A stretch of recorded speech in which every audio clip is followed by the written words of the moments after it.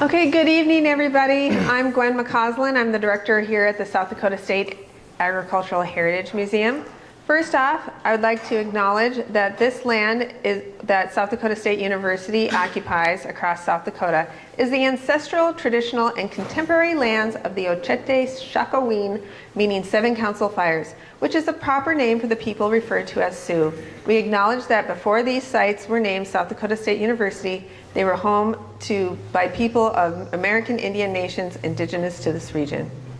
Before I introduce our speaker tonight, I want to thank you all for coming to this exhibit. Especially, I want to talk about briefly the history of this exhibit. This project began in 2016 when Joseph Hutton's grandchildren donated 6 boxes of his research notes, manuscripts, and photographs. He was one of the first soil scientists of South Dakota. We knew this was a gold mine of research, especially because most of it was unpublished. And we wanted it to expand that was built upon the research done by Dr. Malo, Dr. Schumacher, and Dr. Doolittle in the 1990s. When I wanted this project to be launched, I talked to everybody who would listen to me. Colette from NRCS will know this because I was constantly emailing her. And in 2017, the South Dakota Discovery Center in Pierre, they contacted us because they received a grant to develop an interactive children's exhibit about soil health. Theirs was going to be about biology, and ours was going to be about management. But unfortunately, we didn't get a second grant to build it, but we got concept drawings. Fast forward to 2021, the Natural Resource Conservation Service had additional federal funds for grants, and so Dr. Christopher Osterloh, did I pronounce it right? Yeah, okay. Dr. Malo and I requested for funds for research and building of this exhibit we were going to be seeing today. We received $514,000 in grant funding for this project.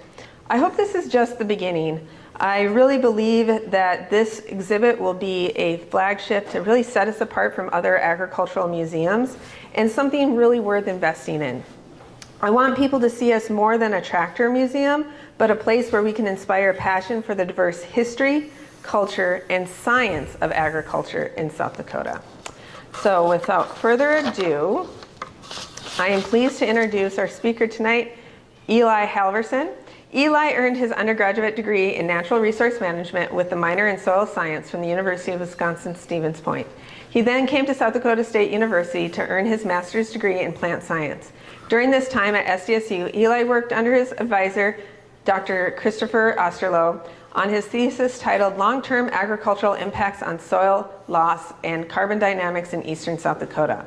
In 2023 and 24, Eli served as a science policy advocate for the Agronomy, Crops, and Soil Science Societies of America.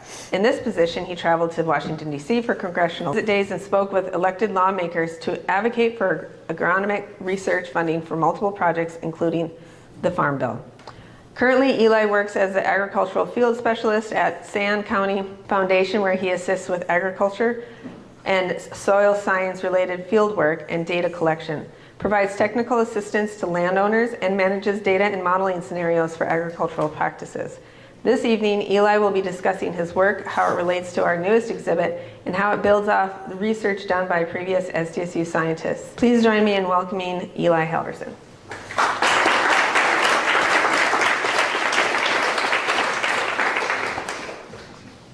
I will say, if any of what I talk about tonight interests you, there's a QR code further in the exhibit that has a link to my graduate thesis that I wrote. It got published this past May, so I encourage you, if you feel like reading a 100-page document about this. It's quite dry, but you might enjoy it. Without further ado, we called it the Hutton Project because it's based off of Dr. Joseph Hutton. If you saw the previous exhibit here before the soil exhibit, it was called Drowning in Dirt, and much of that was about Dr. Joseph Hutton in the Dust Bowl. So a lot of what you'll see in the first part of this presentation is kind of based off of that. So Gwen did a really nice job at introducing me, but once again, I'm Eli Halvorson, originally from Wisconsin. I came to South Dakota for my master's. I worked under Dr. Osterloh sitting here in the corner. It's funny, I got a master's in plant science, yet I didn't take a single plant science class here. I'm not a plant guy. I'm a soil guy, and I make that very well known. So here's a picture of me with some soil. That's me this May with my master's degree standing in a soil pit. I'm very, very proud of that. And yes, so now I work for Sand County Foundation. It's an agricultural conservation nonprofit based out of Madison, Wisconsin. I work and live in Minnesota, however, so just one state away. And it's been really great, but I'm very thankful for what South Dakota has done for me and for the museum and for SDSU. So just to provide some more context into kind of what makes my head spin soil. So that's what this is all about, right? So soil, and why should we conserve soil? Why is it so important? And might I just say that soil, in my opinion, it's quite beautiful. These are pictures I've taken all across the United States just in the past couple of years, and that just show the diversity of soils and landscapes that we can have. Soils are the most diverse, dynamic, and truly such a mystery to so many people, and it is truly such a beautiful thing. So study of soils has taken me anywhere from New Mexico to the Arctic Circle of Alaska to the coastal plains of Maryland, the Black Hills, Wisconsin. This is downtown St. Louis with bricks and an old sidewalk in it, and this is just the surface of some of the soils that I've seen, and it really, no soil is the same, and that's why I think it's so cool, because it holds so many precious questions yet to be answered and does so much for us and the environment. So there's my little rant about soils, and I hope that this and the rest of the presentation encourage you guys to learn and to think more about soils and how they interact with you in your everyday life. Without further ado, here's just a quick little outline of what I'm going to talk about. I'm going to introduce a man named Dr. Joseph Hutton, who was, as Gwen introduced, kind of the base of this research. I'll talk about South Dakota and its history with soil degradation. I'll talk a little bit about my erosion study that I did with this, and then sum that up and have some acknowledgments at the end. Like I said, this was based on a huge thesis, and there's a lot of information that I'm leaving out, so I encourage you to dig deep, pun intended. So this is Dr. Joseph Hutton. He was a professor of agronomy here at SDSU from 1911 to 1939. He was really, really pivotal for some of the first soil surveys in South Dakota. For those who may not know what soil surveys are, and I'll talk more about this later, but soil surveys is when you go out and you're mapping and classifying soils for land use interpretations. And these are still done today very actively by the USDA, and soil surveys were really, really key to the work that I did. So Dr. Joseph Hutton, he was really, really pivotal for some of the first work, especially in South Dakota, when it comes to soil fertility and soil land management. He was a very, very outspoken advocate for sustainable land management. A lot of what he talked about back 100 years ago in the 1920s and 30s are things that we still talk and teach as soil scientists to producers, to students, et cetera. So he was really a pioneer at the time when soil science was still quite a young discipline. He did a lot of outreach events, speeches, radio shows, on-farm demonstrations, a lot of what we would think of as like an extension agent would do now, he was doing back then. So yeah, very, very passionate, very, very vocal about soil health and soil conservation at a time where, you know, he was a professor during the Dust Bowl, so at a time where maybe soil conservation was maybe not talked about as much. So another thing he was quite known for was documenting and telling stories of local soil degradation here in South Dakota. And a lot of these stories and photos are what I'm going to show you next. Really, really moving images. But as I said, he was very outspoken. So here's just a few quotes from Dr. Hutton. So mind you, this is in 1937, so 100 years ago may seem like a long time, but he was talking all the way back then how South Dakota had lost at least 1/3 of its soil resources since the prairies were plowed and grazing began on the prairies out here. So as most of you know, during the Homestead Acts, there was a huge flush of Euro-American settlement out here, and it caused for the rapid plowing and land conversion from the native sod and the native prairies that were here. So he estimated at this time in 1937 that South Dakota had lost about 1/3 of its soil resources, whether it's through soil erosion or nutrient depletion. And he was really, really outspoken on increasing the knowledge of soils and increasing the understanding of how soils can differ with land management and how land management should change based on the context of your soil. Once again, yeah, he reported seeing badly eroded fields, badly eroded pastures, removal of plant foods, so removal of nutrients, and depletion of soil humus. So soil humus is soil organic matter, really, really important for plant health and environmental regulation. He was talking about this long, long ago. And he took it to the federal level too. This is a letter to Franklin Delano Roosevelt, the president at the time in 1937, saying a lot of the same things that I just showed you, saying how South Dakota and the soils here were depleted and that we needed more resources and we needed more science and we needed more boots on the ground to conserve the soils here, because soils are a very finite resource and it took us far too long to think about that. So now I'm going to show you some pictures that Dr. Hutton took. These were all courtesy of the Ag Heritage Museum. These are all from the Hutton collection.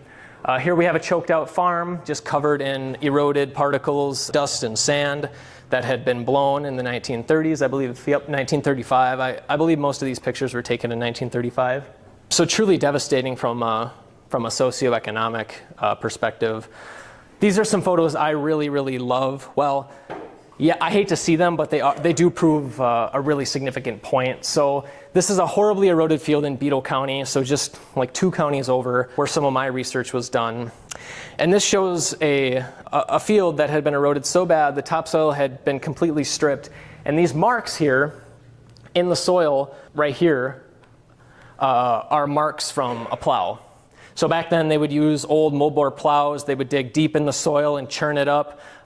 And it would leave marks in the subsoil deep below the topsoil. But when the topsoil was completely removed, you were left with these marks. So they were basically, after all of this, basically just farming the subsoil that was underneath the topsoil. And here's a better picture of that. So it looks like a checkerboard. This was done by a plow, and this is what happens when you remove all the topsoil. So this is what he was talking about when he was speaking about losing a third of its soil resources. This is the soil resource that was lost, was this precious, precious topsoil. He also liked to document conservation practices that were working at the time. So the way I interpret this picture is he took a picture of it where you had plants growing in a field here and livestock being integrated, things that we talk about today as regenerative or sustainable management. And we see all this eroded sand and eroded particles that have ended here on this fence line, and they stop pretty much where the vegetation starts. So I think this is a really moving image of the power that just planting vegetation to hold soil intact can do for stopping and slowing down soil movement and erosion. So just another picture of a badly eroded field. All that's left is just rocks and topsoil, and it's really light, but like the light colored on like the horizon, those are like big dunes that were created. It doesn't show up as well in PowerPoint, but those are big dunes that were created from all of this eroded sediment that had been carried over. A bunch of it just piled up on fence lines too. This was a common sight. If you just go on Google Images and search up pictures from the Dust Bowl, you'll see a bunch of pictures just like this. So it all just piled up in the ditches, and not a pretty sight. Here's a picture I like to show because I'm pretty sure that this is Brookings, and so I think that's like the armory or the barn, whatever it's called, just right across the street. And a not too healthy looking corn crop with very clear signs that erosion had occurred here. This is a flow path where water had gone. And there's just completely bare soil, so not very happy crops in this time. But I just thought that this photo was fun because where this field is, there's probably a bunch of houses now because it's just right over there. But when I talked about how Hutton would teach these things, this is it here. So these are hand-drawn by Dr. Hutton himself, showing a worn-out soil and a new soil. I interpreted the new soil as like a healthy soil because he's talking about particles held together by decayed organic matter, soil organic matter, and they're not easily moved by the wind. A healthy soil will not erode as well as a worn soil will erode. So this is a worn out soil, depleted of organic matter. It's really, really dry, broken down, easily moved by wind. These are things that we still talk about today as what happens when you wear out a soil. Once again, just hand-drawn sketches, but things that we still like to teach. One of the best soil health practices, especially if you go and you read in the exhibit, is planting vegetation to stop wind erosion. We saw it in that picture with the cows. Soil covered by vegetation protective surface and it holds the soil together, especially when you have active roots there. That's why we like to plant cover crops. And then when you don't have that, you have bare soil that's exposed, and then you get a wind. In South Dakota, there's a lot of wind here, and it hasn't rained in 3 months or whatever. So that creates a situation where, yeah, you can have a lot of erosion. So having vegetation there really helps with that. So these are the things that Dr. Hutton liked to show. Like I just said, we've been dry for 3 months, haven't got much rain, we get a lot of wind. History repeats itself, right? So a picture on the right, that's South Dakota in the 1930s, and this picture on the left was spring of 2022. Who remembers the derecho? I'm sure a lot of people do. This, the derecho that hit Brookings in spring, May of 2022, this was about a week before I moved to Brookings. So when I moved to Brookings, I was like, what are all these trees doing just down? Why is my house covered in mud? And it's because this derecho came through, and it was described to me that it looked like, it was the afternoon or whenever it hit, and it looked like it was nighttime. And somebody told me that it also rained mud, which explains because the house that I moved into was covered in flecks of mud from the derecho. So bad situation, and this stuff can still happen. And it's not good for anyone. These are pictures that I took this winter and spring. This picture here on the left, we call this snert. It is snow mixed with dirt. And you see it in the ditches. Once I show it to you now, you're gonna see it when you drive around this winter. It's not a pretty sight, but basically when you have a field, that's been tilled and there's really not much left as far as like residue cover or plants growing there. When you have bare soil and you have snow, and especially when that snow starts to blow around or melt, that all ends up in the ditch. So this is like very active erosion happening. And this is a picture I took a little west of here in Kingsbury County. This spring, I believe this was like April or maybe late March, just a small little localized dust storm. Yeah, it's just a common sight. I'm sure if you drive around this fall, I'm sure you might see one yourself. This is still happening. Whoever was here in June knows about the flooding, right? So if you see down in the Sioux Falls area and a little south, 10 to 15 inches of rain in late June. Haven't seen much since, but there was crazy flooding that happened all throughout this region, and especially down by Sioux Falls and south of there and northwest Iowa. So we're seeing these extreme weather events. More than ever, we need soils, and we need healthy soils to absorb some of this crazy flooding that we have. And with all this affects a lot more than just our ag fields. So this is from this past May. Most of South Dakota's surface waters fall below state water quality standards, and a lot of this is due to eroded sediment entering our waterways.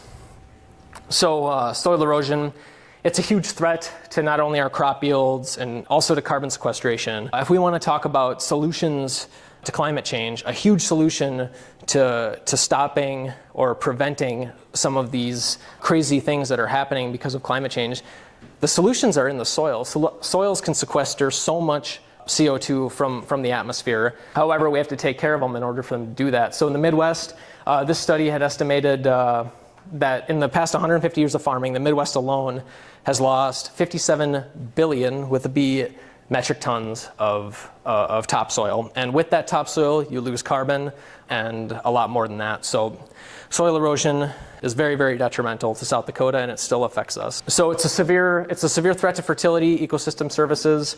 Erosion greatly alters soil properties. Billions of dollars of economic loss just from loss of nutrients, loss of inputs that you're putting in those fields.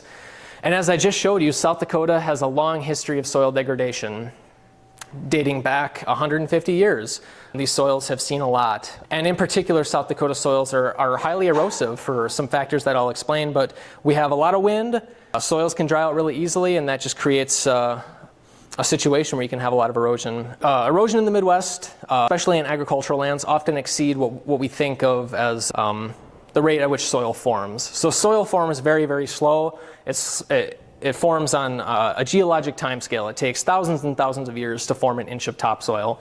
But when you have a conventionally tilled soil, a conventionally tilled field, more often than not, your erosion rate is going to exceed the rate at which that soil is being formed. So because of that, we've had such dramatic losses. So here's a study from 2021. Estimated that a third of the Corn Belt, which is a majority of the Midwest, had lost its original topsoil, its A horizon. That sounds pretty familiar to what Dr. Hutton was saying 100 years ago, right? So we have severely altered the soils of the region. But specifically, what impact has this had on South Dakota soils? So that was kind of, now we're shifting gears into what I looked at and what I studied here at SDSU, because we know that South Dakota has had issues when it comes to erosion, but it's really hard to put a number on it, and given the opportunity with old data, we could go back and revisit some of that and maybe try to pinpoint some numbers and put some numbers to it of how these soils have been impacted. Which brings us to some objectives that we wanted to accomplish with this study. So we wanted to assess land use driven changes in soil properties and attempt to quantify soil erosion loss. And we did this by revisiting and resampling old soil survey locations, all here in eastern South Dakota, Brookings and Moody County, just south of here. And with these old soil survey locations that were revisited, we quantified soil loss within the century utilizing soil morphology. And I'll talk more about soil morphology in a second. As I said, we utilized historical data. So we had initial soil survey descriptions. If you recall from earlier in the presentation, soil survey is when you go out and you map and you describe soils, largely for land use interpretations, but it could be for agronomic uses as well, a whole host of uses. But Dr. Hutton was doing these descriptions back in the 20s. He was one of the first people to do it. Now it's done by the USDA. Back then it was the USDA Soil Conservation Service. Now it's the USDA Natural Resource Conservation Service, but they're still out. They still do surveys to this day, and they did surveys here in the area in 1955. So those 1955 descriptions were also archived by the museum. So we found those too. So with these old descriptions, we were able to have a 97-year comparison of what that soil looked like 97 years ago when Hutton was there, what it looks like now, and then also a 68-year comparison from when they described it in 1955 compared to what it looks like now. So we're able to get a really good snapshot at how these soils have looked over time. I'm going to add some context into eastern South Dakota and the soils that we have here. Eastern South Dakota was glaciated, so 10 to 14,000 years ago. It's really crazy to think about, but there was a mile to a half-mile thick sheet of ice over this area during the Ice Age. And that ice sheet, think of like a bulldozer, deposited vast amounts of glacial drift, glacial sediment that scattered this whole area. And that's where we're standing today. We're standing on this big region here. So this is Brookings County, this is Moody County, and we're on what's called the Prairie Coteau. The Prairie Coteau is a pretty naturally hilly area. We call it undulating.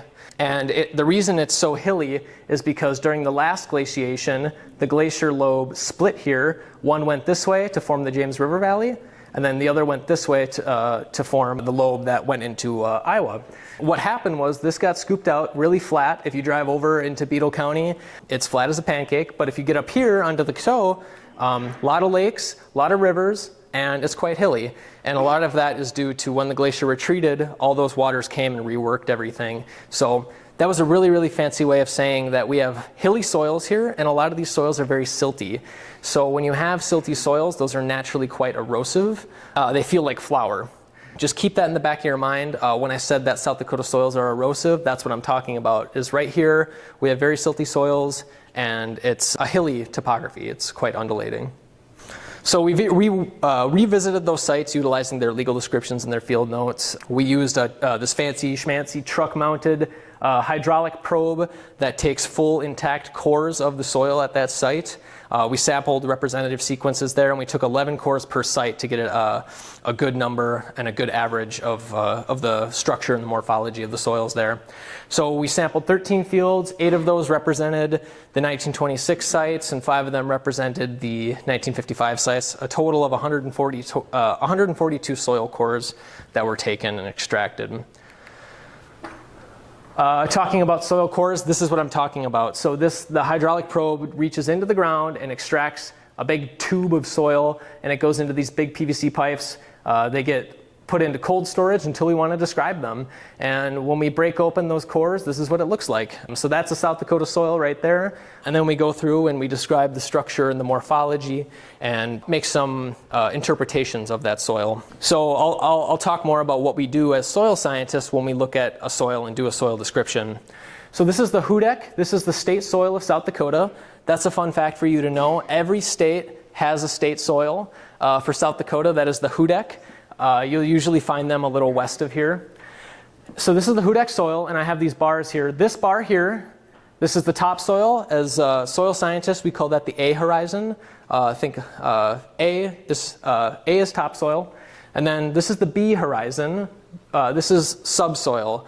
Okay, and then this is the C horizon. This is what you find below the B horizon. C horizon is parent material. This is the material, the fairly unweathered material that was left here by the glacier that hasn't been subject to much weathering or organisms breaking it up or plant roots. It's mostly consolidated. But up here in the B material, that's where a lot of the action has started to occur from a soil science perspective. That's where you start to get the inception of soil properties that we describe and look at. And then this A horizon is where you get a lot of your nutrients. That's where the plants grow. That's where a lot of your plant roots are. That's where, from an agronomic perspective, that's usually where you're looking. When we describe a soil, this is what we do. We break it up into, we call them soil horizons, where we break them up, we look at their structure, we look at their color, we look at their texture, which is the amount of sand or silt or clay that it has, and then we have a taxonomic system similar to how you would classify trees or plants or anything like that. So very, very nerdy stuff, I assure you. A couple of the things that we look at, and especially in South Dakota, is we have these things called carbonates in our soil. And you see it littered all over the Hutton here. There's these big white splotches. And I won't go too in depth on what soil carbonates are, but just for you to know, they were quite important for this study because we use them often as a marker feature in the subsoil. The topsoil is quite dynamic, especially when you're tilling it. But we use parent material and these carbonates in the subsoil and right here as a stable feature to track how it's moved through time to try and assess how much has been lost from the top. So there's some background into what we do. These are what those soil descriptions look like. These are the ones from, on the left here, this is from 1926. These were Dr. Hutton. On the right, these are the ones that the USDA did. I had to kind of relearn some cursive to do this project. It's been since, I learned it when I was like 5, so I kind of had to relearn some of that. But I got through it. This is what it looks like today. So it's a little different. It's a little cleaner. It asks for a lot of information. So when we talk about describing soils, this is what we're filling out. So I mentioned the depth to subsoil reference features. So those features are what we would consider stable in the soil for the most part. So we used the boundary where we could find those carbonates or where we could find the parent material or a texture discontinuity. So that would be where if you have a really clay textured soil over a very sandy textured soil. You can have that sometimes. That would be a stable feature in the subsoil. And that's what we would use to track its depth and how it's changed over time. With the idea that a soil is tilled, it's eroded, it's tilled again, and over time, after you repeat that process, your subsoil is incorporated. So you've lost topsoil, and you continue to plow, and then over time, those features shift upward. I hope that makes sense. Here's kind of a way of thinking about it. So a word I like to use is truncation. So we're actively shortening and shrinking the soil profile. So that's what we see here. The soil profile is shrinking.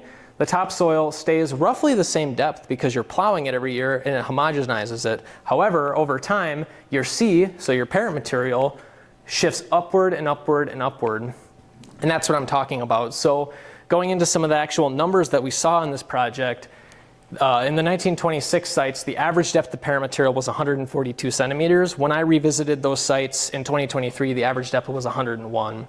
So a pretty significant jump upward. Same thing with visible carbonates. They used to be down, the average depth was 62.6 centimeters. They shifted up to about 54. So something is happening there where that parent material has shifted up a pretty significant amount. And we believe much of that is due to erosion. In 1955 sites, we saw a very similar trend, just a little less. That makes sense, right? 1926, that was much longer ago. 1955 is a little more recent, so there's probably been a little less soil lost from that time. So the average depth of topsoil was 120 centimeters, and then what it is now at those sites is 108. And we saw a pretty similar story with the carbonate depths too. And this is what this looks like on the landscape. So this is the original soil that was described, and this is the sequence of soils that was sampled. This yellow bar is the feature that we were looking at. In this case, it was carbonates. And across that whole sequence of soils, you see that the carbonates are higher, and in this case, they were significantly higher across the board, indicating that at this site, we've lost soil, and then over time, those B horizons have shifted up, and they've shifted higher. So, and this was the case for pretty much all of the sites. Now, when you take these erosion numbers, they're calculated for each site, and when you average them all out, in total, from all the soils and the sites we visited from 1926, we lost an average of 18 centimeters from those places. And then from 1955 to present, it was almost 15 centimeters. When you take those numbers and you average them out across their time span, there was probably variability between each year. But when you average that out, it's roughly 2 millimeters per year, which if you look back at like one of the first slides when I talked about erosion rates on ag lands, all of that was based on previous literature, and that was roughly the rate that I found too. So this aligns pretty well with what has been done. But when you take the mass of that soil and you calculate that with the rate that I found, you see that it's about 11.5 to 13.5 tons of soil lost per year. There's a little graphic in the other room that talks about it too. A dump truck holds, they say, up to 14 tons of soil, 10 to 14 tons of soil. So that's roughly about a dump truck of soil per year. That's a pretty crazy thing to think about, and it's happening right before our eyes. So one question that I get a lot is, and it's a valid question, is where did the soil go, right? Did it disappear into thin air? Well, the Big Sioux River here, it's considered an impaired watershed. So 75% impaired with total suspended solids. A lot of that is due to agricultural and urban runoff. And the Big Sioux River flows into the Missouri River. The Missouri River flows into the Mississippi, and the Mississippi ends up in Louisiana. So if you've heard of the hypoxic zone, the dead zone in the Gulf of Mexico, right there, in 2021, it was over 6,000 square miles of a dead zone. So basically what a dead zone is that soil contains a lot of nutrients. Those nutrients end up in the waterways. They feed algae. The algae dies, and you get these algae blooms that consume all the oxygen, and then your fish die. So that's why much of the Gulf of Mexico has been greatly affected by this, and it's largely due to agricultural and urban runoff. But another thing to note is that the soil doesn't always leave the field. So Anthony Bly works for SDSU Extension, and last year, around August, he had a field day at his farm. And he dug 2 soil pits to show erosion and deposition, and I took these wonderful photos. They were just a couple hundred yards away from each other, not even, maybe a couple hundred feet actually. Here's the erosional site and here's the depositional site. This slope, not too crazy, but very, very different soils here. So you had this one that was very, very eroded, and this is very, very, this is parent material, like right here, has very, very close to the surface. And what happened was that soil had been so badly eroded and then tilled that parent material shifted way, way high up, and you have carbonates all the way here, around 25 centimeters. For the area, that's very, very uncommon. So that is definitely erosion that has brought those up. But the soil that came from here and came from there and all over this field ended up down here in this little swale where this pit was. And I put this little red bar here. Anything below this red bar, so down here, this is the original soil surface. Anything above this red bar is the new soil surface that had been eroded from other places and placed on top of there. So that's about 50 centimeters of soil that had eroded and all went down into that, into this swale. And we can tell it's the new soil surface because it's really hard to tell in this picture, but this is actually darker right here than it is up here, because this is the old soil surface that hasn't really been plowed, and it's had time that organic matter and that organic carbon has stayed stable here, whereas up here, that carbon has been lost a lot more than here. So old soil surface, new soil surface, this structure also breaks apart a lot easier, whereas this is more consolidated. Very interesting. The reason I'm showing you this is eroded soils can end up all over the place. They can end up in the waterways, they can end up a couple feet over, they can end up down the hill, they can end up in the ditch, they can end up on your neighbor's farm. So they go everywhere and they don't just vanish. So I just gave you a lot of kind of sad information, I'm sorry, but what can be done? There is some silver linings. So conservation practices are really, really beneficial, and conservation practices on farmlands, and these can be done in an urban setting too. If you look in the museum exhibit, there's a lot of information in there about erosion, not only on an agricultural scale, but in an urban setting as well. So soil health not only affects the crops that we grow, but it affects you at home. But there's a lot of practices that we can do to mitigate some of this.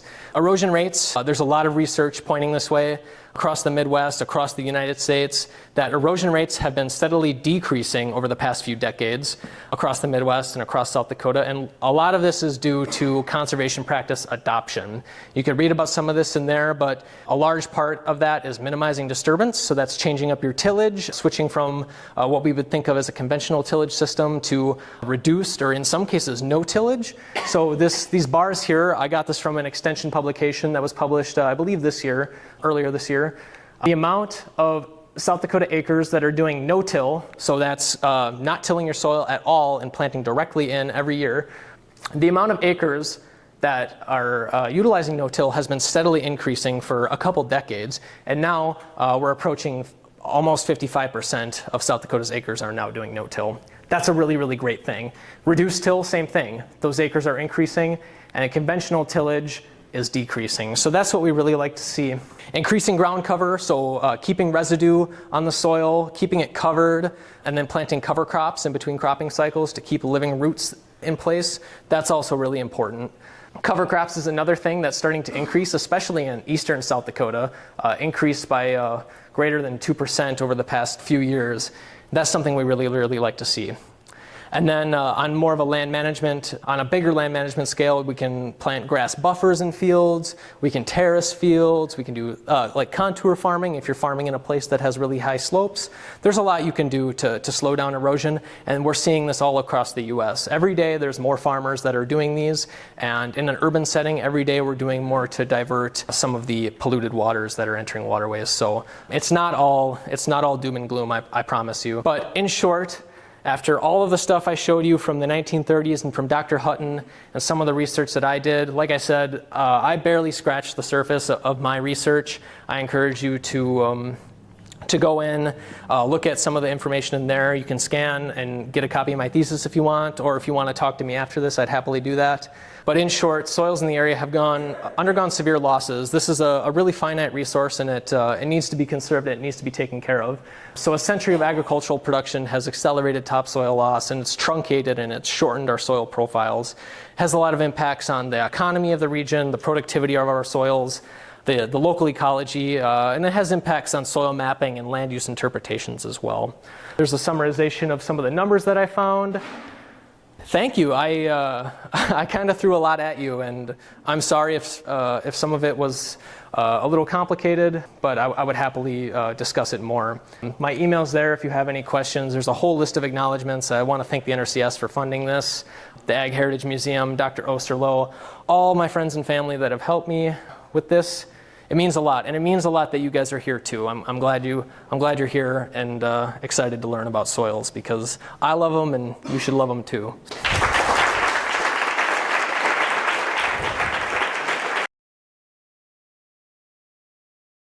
Okay, seems no-tilling is a good practice, but why farmers is not adopting that practice, like 100%? So is there any, I guess they must have reason to actually till. You want to repeat that question? Yes, so he asked if no-till is so good, why are some farmers not doing it? And that's a really great question, and those questions are what people are trying to solve every day. It's what I'm trying to solve at my job right now. A large reason for not adopting practices like that are largely due to soil moisture and temperature restraints. So the reason for tilling a soil is to dry it up, to heat it up, and get it ready for planting. When you live in a really cold climate, or if you live in an area where it's a lot more wet, people are more prone, especially when you have a short growing season, people are more prone to tilling a soil to prepare that seedbed faster. So that's largely it, and to dry it out. So, yeah. Thank you. This is maybe outside of the area, but what about the effect of herbicides and pesticides on soil? Because that's going to affect more than just the things that they're after. I mean, the general soil health, like we were saying through there about, you want the good things to grow, and herbicides and pesticides are toxic, especially runoff. Yeah, I mean, I don't know a whole lot about herbicides and pesticides. I look really deep in the soil, and I don't play much with chemicals. But I will say it's definitely not a good thing to have those washing into our waterways. The thing with that is there's a lot that we still don't know about the impacts that those have on humans and plants and other organisms. It's probably not a good thing to have them washing into waterways. But once again, this ties into keeping soil in place. You have fertilizers, you have herbicides, you have pesticides, all being applied to that soil. You want to keep that soil there, right? You want to keep that in place, because not only is that attached to your soil and ecologically that's best, because those are now not going into the waterways, but from a money standpoint, farming is becoming more and more expensive every single year, and you're spending a lot of money in those inputs, so you want to keep those there, because or else you're losing a lot of money and soil, so that's not good. But as far as their greater impact, I'm not 100% sure. I have a question about vertical reference points during your field studies. Mm-hmm. I can imagine that the depth of soil is being reduced. Mm-hmm. And I'll take your word for it that the parent material is coming up, though it seems hard for me to imagine that type of vertical motion upward. But I'm curious as how can you be so certain? Do you have surveyed elevation points, reference points at each of these field survey sites where you were taking the soil cores? I do not, and I wish I did. That's something that adds to some of the variability with this project. Is I wish there was something more stable to reference back to, but at the time in the 1920s, I guess they weren't anticipating some 23-year-old grad student to go back and resample that.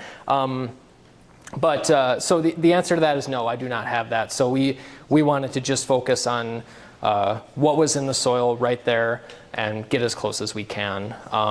It's something to think about, though. Yes. Something to think about is if you lose topsoil at a rate of 2 millimeters per year on average, and that could be greater in some years or less in some years, over 100 years, that's 30 centimeters of soil lost. That's this much, if that stays constant. So when you think of it that way, it's really not that far-fetched to think that the soil parent material is 30 to 40 centimeters higher. So just food for thought. Yes? It isn't getting higher, it's just the surface is coming down. In other words, that parent material is staying roughly the same location. You're just eroding off the top. That's what's happening. I still have some questions here. Okay, so I probably have two questions. Yeah. So first is about like in a carbonate, because you showed us picture that show the white stuff that's in a carbonate. So I'm just wondering why carbonate actually is present in that in a layer, basically below the topsoil. So what's the reason for that, for the formation of the carbonate there? Well.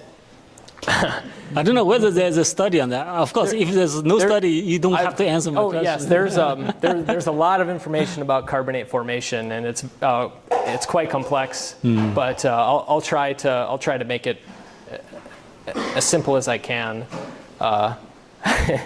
It scared some people off, apparently. Because it's chemistry. Yeah. So soil carbonates are a factor of climate. And parent material mostly. So carbonates are formed when you have primarily calcium, but it can be magnesium as well. When you have calcium and magnesium in the soil, and you have a wetting front that precipitates those out of the soil, but you have to have drying and evaporation to create those. So you'll find them in drier climates, because when you have more evaporation occurring, then you do precipitation to flush those down. Oh, okay. I Calcium see. and magnesium Okay. are relatively soluble.